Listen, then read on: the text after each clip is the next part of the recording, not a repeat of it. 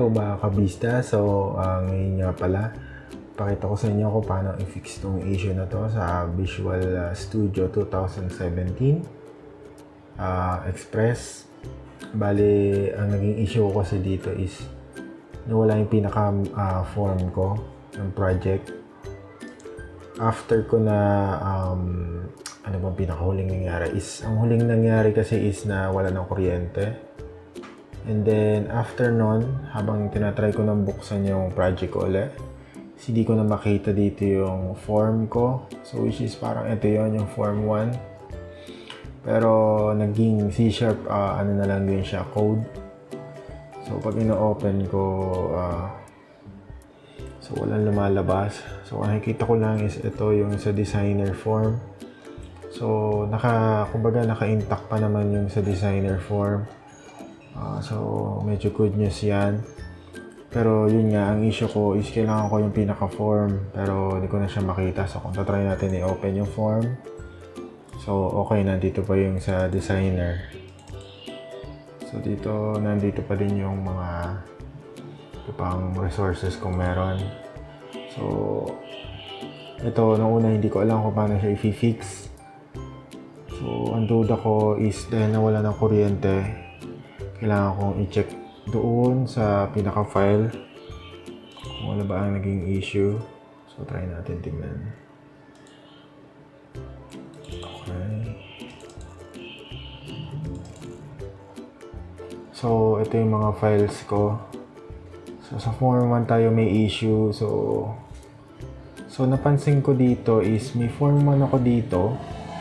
Ito yung form 1 ko na ginagamit. And then meron ako dito isa pang form 1.cs din. Pero may nakalagay na temporary. TMP kasi is temporary.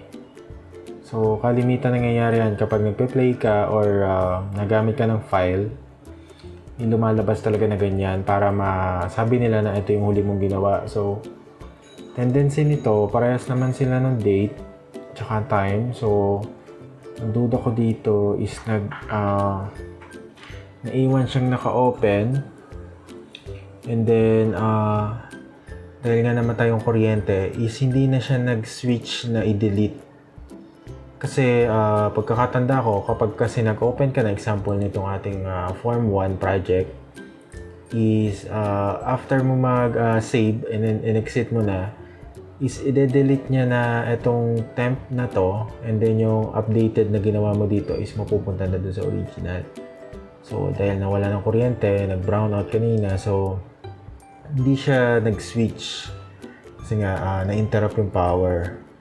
So ang kailangan natin gawin dito is ito yung kumbaga yung magiging latest sana, pero dahil hindi nga nag-switch, so pwede natin siya dito na i-delete.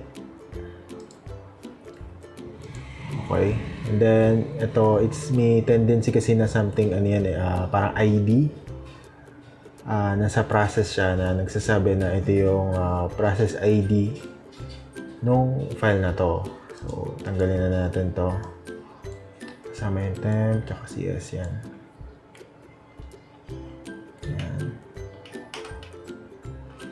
Yan, then magpapa-modify siya na maging .cs. Sure you want to change, yes. So yun, mapapansin nyo is hindi na siya normal na file na ganito, naging ano na siya, parang text. So try natin ulit i-open yung project natin. Okay, exit lang natin.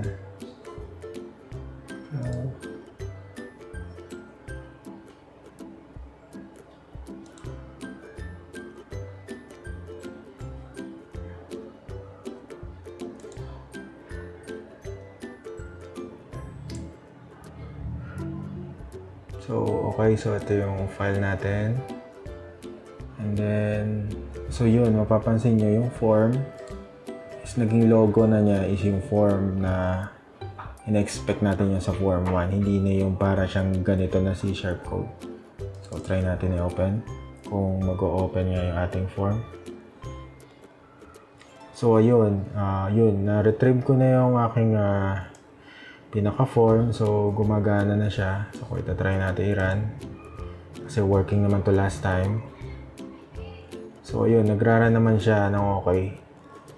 So, yun. So, I hope may natutunan kayo dito sa issue natin na yung sa mga nai-interrupt ng brownout.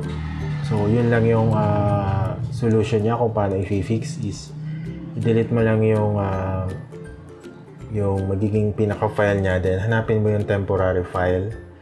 So, minsan yung iba is naka-hide. So, yun yung medyo titingnan nyo din. So, dito sa akin hindi naman ako naka-hide items. Yung mga hidden items. So, visible naman yung dito sa C# natin sa Visual Studio. So, yun lang mga kabista. So, I hope natutunan kayo or na-fix din yung issue nyo. So, nag-try din kasi ako tumingin sa internet ng issue na to. So, wala akong nakita. So, kaya na-trigger din ako na gawan to ng video para makatulong din sa ibang makaka-experience ng error. So, yun. Salamat!